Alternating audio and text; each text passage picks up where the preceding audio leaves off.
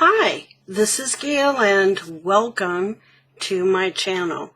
Today I want to go over my 2021 crafty goals. It used to be known as Crafty Goals with Amalia. This year we're just calling it Crafty Goals. Now, something that I would like to put out there is anybody can do this now. So any of my subbies, if you would like to join along, what you have to do is record your video, put hashtag crafty goals, and upload it on the first Saturday of each month and schedule it to go out at 3 p.m. So hashtag crafty goals, first Saturday of each month, schedule it for 3 p.m. Okay, so join along. I found that having the accountability when I put it out there in a video helps me to stick to my goals and to focus more. So today I'm just going to give you an overview of what my goals are for this upcoming year, and it might give you some ideas if you're thinking about yours. And just know that sometimes they can become a little fluid. You might want to change them mid-year or at some point, especially if you meet them, okay? So let's take a peek. First off, videos. I want to do one goal video per month, at least 4 journaling or mixed media videos per month, 1 or more live streams or hangouts per month. So in terms of videos, that's what I would like to do. Now sometimes the streaming is a little questionable, but that's a goal. I may or may not achieve it. Okay, but the others, that's only 5 videos per month. And I've been, for the most part, averaging between 7 and 8. So we shall see. Tools. Use Scan and Cut at least once per month. I'm still trying to get over that hump of feeling comfortable with using it. Mine is one of the first ones that was ever made, so when I use it, sometimes I have to do a workaround for the current programming that's available, so sometimes it gets a little frustrating. Use stamps and stencils. I have tons of both of them. I don't use nearly enough. So, if I'm not going to use them, I should get rid of them, right? So, let's try to use them. So, enough for tools. Finish projects. This is a big one. And this year, being held accountable by my crafty goals helped me to finish some projects. Complete at least 1 project per month. It doesn't have to be a huge project like a full journal, but it could be a folio. It could be some other type of project that I'm working on. Maybe it's a mixed media canvas. Who knows? Organization and cleanup. Okay, this one kind of was difficult for me because I was, and I still am, working on moving the workable part of my craft room upstairs. In other words, the things I use the most I'm moving upstairs to a spare bedroom or a guest room. Okay, clean up desk after each project. That's a relatively easy one to accomplish. Clean up craft room at least once per month. You know, if you're in the middle of a project during a month, sometimes it's hard to get it all cleaned up because I find I have one thing after another opened up and all over the place. But I'm working on that and working on my organization, so hopefully it will be easier to accomplish. Use up stash. This is a big one. We all have stash, but I really want to work on using up some of the things I've been holding on to forever, and I want to use them up before they go bad. So things like especially rub-ons, chipboard letters and numbers. Who doesn't have a stash of those from back in the day, right? Stickers and other embellishments. So I'm just working on going through some of those and getting rid of them. Not getting rid of so much as using them up and finding a creative way to use them if I no longer would use them in the manner they were intended.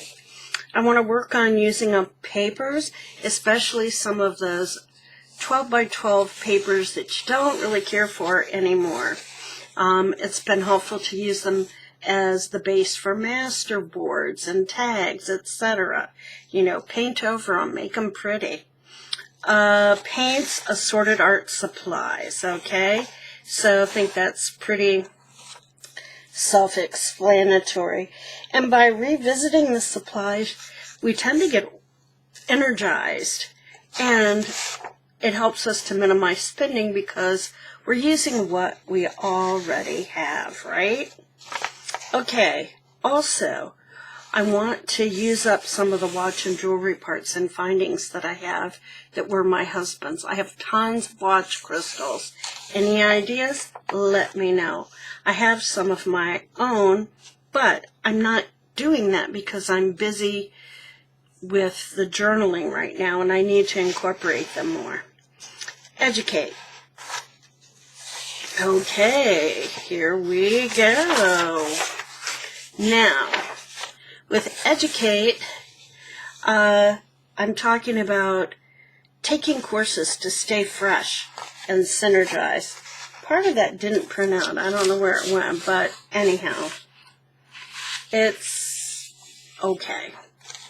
So one of those is I'm taking a Valerie Chaudin drawing class. I want to finish that up. It's an online class. Go at your own pace, etc. Lifebook. I've started Lifebook. I want to stick with it this year and really get back to my mixed media. Okay, I want to do some video editing sessions. I'm a member of Graphics Fairy, and yes, they do have video editing sessions online that you can take and learn about, and I want to do that. So I'm saying watch and attempt editing at least 4 per year. That's not that many. So I'm going to give that a whirl. Also, I want to try some digital creating, and again, on Graphics Fairy, you can watch and attempt at least 4 of those per year. And other, in case something else comes up that I really want to educate myself about, I left it open there, okay? So, do swaps and racks or giveaways. So, at least 4 swaps per year. That's very easy to do, and I've been involved with some of those this year for the first time, and pretty easy. So, I'd like to do a rack 1 per month, and that's pretty easy to do. Now, the giveaways are more like when I reach, for example, 1,000 subbies, there'll be a giveaway. Okay, I did a giveaway at 700. So, I want to continue to do those. But that's not really like a per month thing. It's more like a per ever so many hundred subbies. Okay, project I'd like to finish. Now, these are, my own personal things that I've started and or want to create. So this is kind of a checklist for me to use throughout the year. Sample, idea book. So let me show you what I've been working on. I found this creative home decorating book that I had in my stash. It's very outdated, okay, but it's really thick. And I knew if I wanted to put together a sample of pockets for journals, pockets and tucks, it would have to be pretty thick. The other thing I like about it is that it's a 3-ring, so I can bring things in and out really easily if I want to look at them up close, etc. Now, I haven't covered it yet or put anything on the inside to decorate it, but I will. But what I have done is I have begun, and I have samples of a lot of things in here already. And I've covered the pages, and I've made the pockets, and I've made videos to go along with these to share with my subbies. So, this is a big project, and I hope to be done with this within a week, okay? Perhaps done with the pockets. I've been following along with Didi Farrago. Check her out. And doing that with her.